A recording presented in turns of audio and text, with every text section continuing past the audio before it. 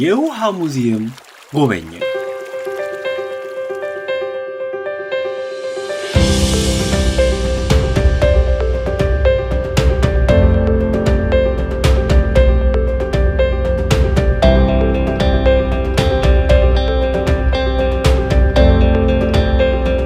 ዮዮ ቁጭ ብሎ የጠዋት ፀሐይ የሞቀ ነው። ካጠገቡ ያለውን የውሃ ትልቅ ቧንቧ ተመልክቶ ከተቀመጠበት ተነስቶ አተኩሮ ያየው ጀመር።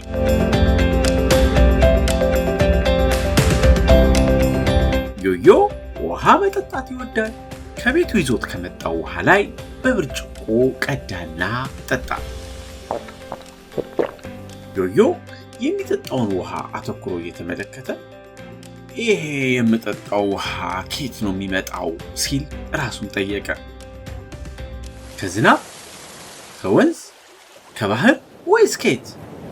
ምናልባት ከጉድጓድ ውስጥ ይሆን እንዴ ሲል አሰበ።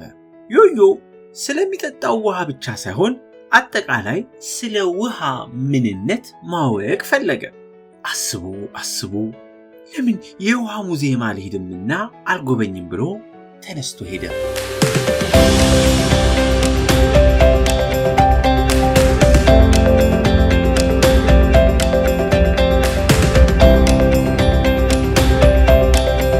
ዮዮ የውሃ ሙዚየም ጋር ሲደርስ በደስታ ጨበጨበ።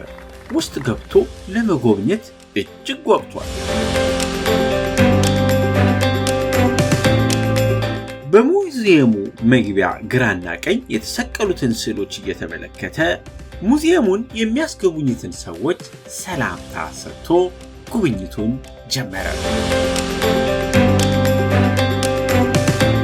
ዮዮ ውሃ የረገጠ መሰለው። ነገር ግን መሬቱ ላይ ያለው በመብራት የተሰራ ውሃ ነው። ግድግዳው ላይ ደግሞ አሳዎች ይታያሉ። አሳዎቹ በመብራት የተሰሩ ናቸው።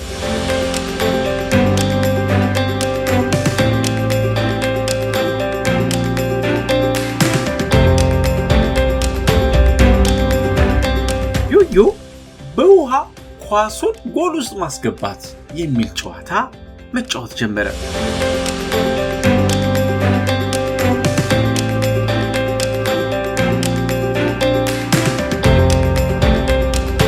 ውሃውን እየረጨ ኳሶቹን እየመታ ጎል ለማስገባት ዮዮ መጣር ጀመረ። ኳሱን በውሃ እየገፋ ጎል ለማስገባት ዮዮ በፍጥነት እየተጫወተ ነው። ለካ ውሃ ለመጫወትም ይጠቅማል። ዮዮ ጎል ስላገባ ደስ አለው። ጨዋታውን በጣም ይወደደ።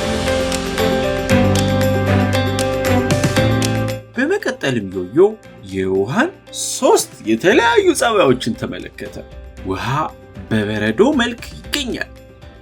ይህ የምትመለከተው ነጭ በረዶ ነው። የውሃ አንዱ ጸባይ ነው። ይሄ ደግሞ ፈሳሽ ነው። ውሃን በፈሳሽ መልክ እናገኘዋለን። ለምሳሌ ቤታችን በቧንቧችን ድረስ የሚመጣው በፈሳሽ መልክ ነው።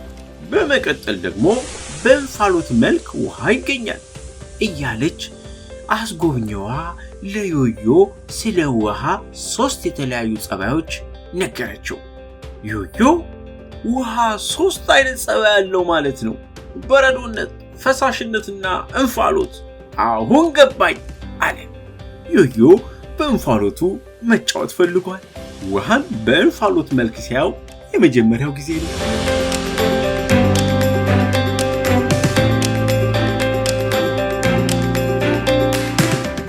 የሚያየው ምንድነው? ሰማያዊው ተጫነው። እያንዳንዱ መብራት በተራ መብራት ጀመሩ። የመጨረሻው ላይ ሲደርስ ምን ሊሆን ነው?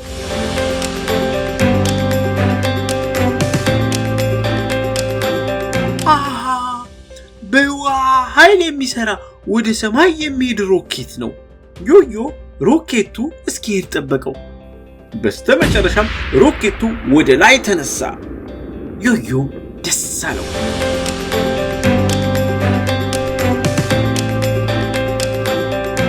እንዴ ዮዮ ብስክሌት እየነዳ ነው እንዴ?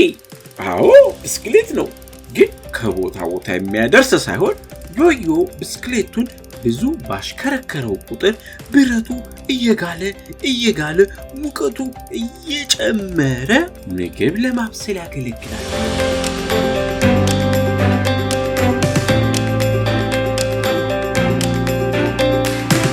ዮዮ ወደ ውጭ ወጥቶ ከፏፏቴ ውስጥ ገባ። መስመሩን ጠብቆ ስለገባ ውሃው ዮዮን አላበሰበሰው።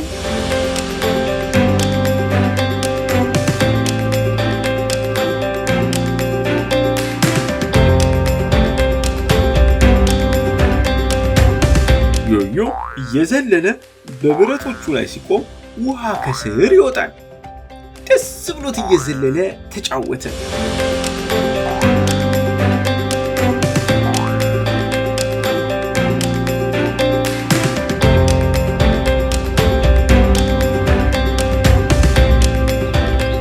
ይሄ ደግሞ ከጉድጓድ ውስጥ ውሃ እንዴት እንደሚወጣ የሚያሳይ መሳሪያ ነው። አዎ ውሃ ከጉድጓድ ውስጥ ይወጣል። ዮዮ ጎትቶ ውሃውን ከጉድጓድ ውስጥ አወጣ። ለካ ከጉድጓድ ውስጥ ውሃ እንዲህ ነው የሚወጣው አለ ዮዮ።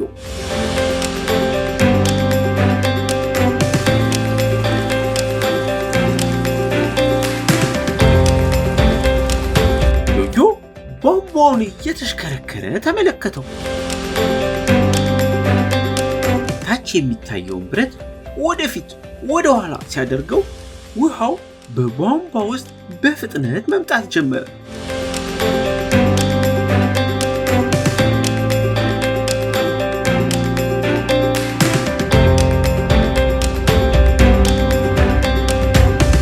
ዮዮ በውሃ ሌላ ጨዋታ ሊጫወት ነው። ብረቱን አሽከርክሮ ወደ ላይ ከፍ ሲያደርገው ረጅም አረፋ ክብ ቅርጽ ይዞ ወጣ።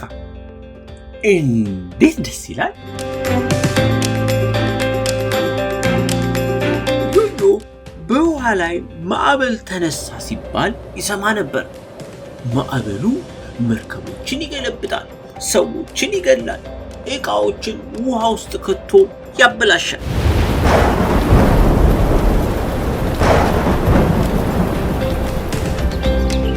ማዕበል ምንድን ነው? እንዴት ነው የሚነሳው?